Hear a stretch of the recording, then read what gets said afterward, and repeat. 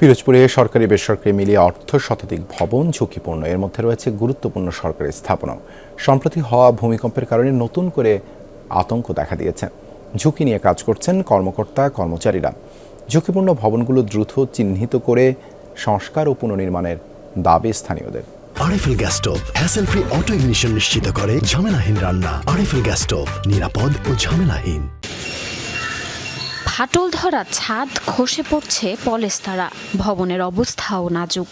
পিরোজপুর শহরের পুরাতন ডিসি অফিসে এই অবস্থাতেই চলছে দৈনন্দিন কার্যক্রম।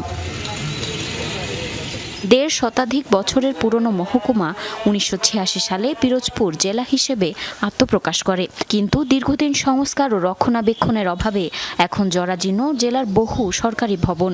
বিভিন্ন কলেজ ও হাসপাতালের ভবনগুলোর অবস্থাও নাজুক। ঝুঁকিপূর্ণ হিসেবে তালিকাভুক্ত করা হলেও এসব ভবনেই চলছে নিয়মিত কার্যক্রম।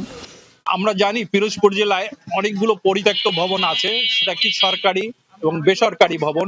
যেসব ভবন প্রায় ১০০ বছরের বেশি পুরাতন হয়ে গেছে। বেশ কিছু ভবন ভূমিকম্পের জন্য অনেক ঝুঁকিপূর্ণ। এই আমার পিছনে কালেক্টর ভবন, পিরোজপুর মহিলা কলেজ এবং টাউন ক্লাব যে ভবনটা ওইটা, এবং পিরোজপুর সদর হসপিটাল এবং সদর হসপিটাল কোয়ার্টারগুলো খুবই বাজে অবস্থা। সম্প্রতি ভূমিকম্প বাড়তে থাকায় কর্মকর্তা কর্মচারীদের মধ্যেও আতঙ্ক আরও বেড়েছে। তারা বলছেন, দ্রুত সংস্কার ও পুনর্নির্মাণ না করলে ভয়াবহ ক্ষয়ক্ষতির আশঙ্কা রয়েছে। এই ঝুঁকিপূর্ণ প্রবণ যে ভবনগুলো আছে, এই ভবনগুলো যদি সংস্কার করা না হয় বা যদি গিয়ে এটা পুনরায় নতুন করে তৈরি করা না হয়, তাহলে কিন্তু আমাদের প্রাণহানির ঝুঁকি অনেকটা বেশি থাকে। যদি কোনো সমস্যা হয়ে যায় বা ভূমিকম্পে ক্ষতিগ্রস্ত হয়, আমরা কিন্তু অবশ্যই একটি বড় ধরনের ঝুঁকিপূর্ণ অবস্থায় রয়েছি। ভবনগুলো পরিত্যক্ত ঘোষণা করার কার্যক্রম চলমান আছে বলে জানালেন গণপূর্ত বিভাগের নির্বাহী প্রকৌশলী।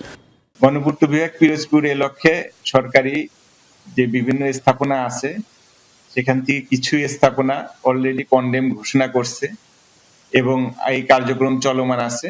আমরা ঝুঁকিপূর্ণ স্থাপনাগুলো অপসারণ করব। দুর্ঘটনা এড়াতে দ্রুত ভবনগুলো থেকে অফিস অন্যত্র সরিয়ে নেওয়ার দাবি কর্মকর্তা কর্মচারীদের। জারিন অর্নি, যমুনা নিউজ।